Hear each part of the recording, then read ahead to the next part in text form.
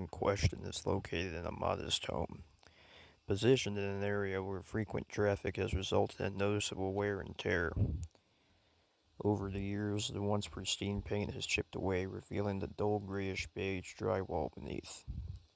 The chipping is not uniform, rather it manifests in an erratic pattern, with some areas flaking off in larger sections, while others remain stubbornly intact, creating a rough, uneven texture.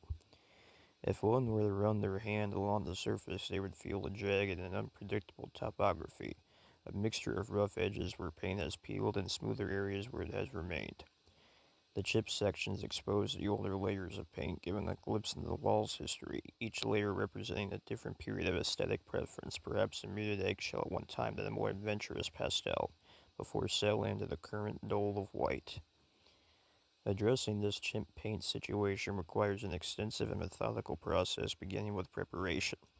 The first step is to clear the area around the wall, ensuring that the furniture and other objects in proximity are moved to avoid any untended mess. A drop cloth should be carefully spread out beneath the wall, extending far enough to catch even the smallest of dust particles that may fall. Once the workspace is prepared, the actual repair process can begin with scraping. A putty knife or paint scraper is used to gently yet persistently lift the flaking paint from the wall. This step is tedious, as one must take care to remove only the compromised areas while leaving the still adherent paint intact.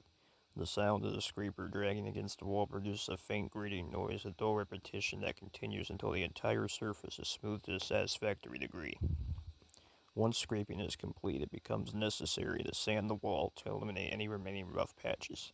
A medium grit sandpaper, ideally around 120 to 150 grit, should be employed, applying even pressure to create a consistent texture. This process takes time, requiring small circular motions to ensure that no edge is left jagged or uneven. Sanding generates a fine layer of dust, which will inevitably settle onto the drop cloth and any nearby surfaces, necessitating a thorough wipe down after completion. After sanding, the wall must be cleaned with a damp cloth or sponge to remove the residual dust. Any moisture must fully evaporate before proceeding to the next step, requiring an additional waiting period during which one might stand and contemplate the wall in its current state. At this point, it is time to apply drywall compound to the damaged areas. The compound, often referred to as mud, must be carefully mixed to the correct consistency, not too thick as it will be difficult to spread, but not too thin as it will not adhere properly.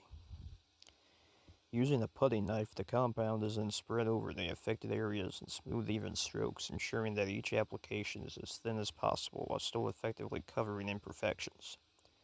After the initial application, the compound must be left to dry, which can take several hours depending on humidity and temperature conditions. During this time, one must avoid touching or disturbing the compound, as any interference can lead to an uneven surface, necessitating additional sanding and reapplication. Once the compound is dried completely, the sanding process must be repeated, this time using a finer grit sandpaper, ideally around 220 grit. The goal is to create a seamless transition between the patched areas and the existing wall, blending the repairs into the surrounding surface. This step, though seemingly minor, is crucial in ensuring that the final paint application appears smooth and uniform. After sanding, another round of cleaning is required to remove any dust. Once again, wiping the surface with a damp cloth and allowing it to dry fully before moving on to the priming stage. Applying primer is a necessary step to ensure that the new paint adheres properly and blends seamlessly with the rest of the wall, covering the repaired areas entirely. The drying process for primer can take anywhere from a few hours to an entire day, depending on environmental factors. Once the primer is dried, it is finally time to repaint the wall, carefully selecting a paint that matches the original color as closely as possible. Using a high-quality brush or roller, the paint is applied in long overlapping strokes, ensuring even coverage. Multiple coats may be necessary, requiring additional drying time between applications. After the final coat is dried, the room can be carefully restored to its original state. Furniture is moved back into place, drop clothes are folded and stored away, and the once chipped wall now appears freshly painted and almost indistinguishable from its previous self. The process, though lengthy and unremarkable, has restored the wall to a state of quiet normalcy, leaving behind no trace of the painstaking effort required to achieve such an outcome.